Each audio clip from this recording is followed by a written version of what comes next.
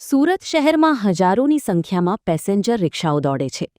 અનેક વખત મુસાફરોને બેસાડી તેમની સાથે ચોરી, લૂંટફાટ અથવા કિંમતી સામાનની ચોરી જેવી ઘટનાઓ સામે આવતી હોય છે.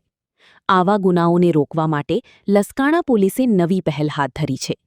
લસકાણા પોલીસ દ્વારા વિસ્તારમાં ચાલતી તમામ રિક્ષાઓનું ક્રમવાર રજિસ્ટ્રેશન કરવામાં આવ્યું છે. દરેક રિક્ષાની પાછળ વિશેષ ઓળખ માટે સ્ટીકર લગાવવામાં આવ્યા છે.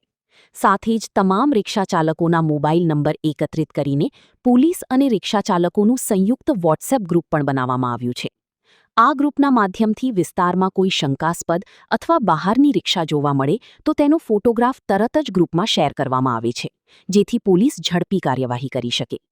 પીઆઈ મીનાબા ઝાલાએ જનતાને અપીલ કરતા જણાવ્યું છે કે મુસાફરો જ્યારે પણ રિક્ષામાં મુસાફરી કરે, ખાસ કરીને વહેલી સવારે અથવા મોડી રાત્રે, ત્યારે રિક્ષાની પાછળ લસકાણા પોલીસ સ્ટેશન લખેલું સ્ટીકર અવશ્ય તપાસે.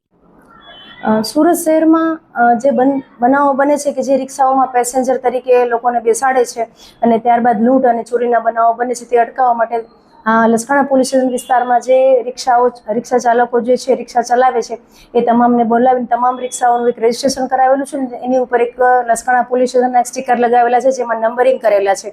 આ તમામ રિક્ષા ચાલકોનો ડેટા આપણે સ્ટોર કરેલ છે.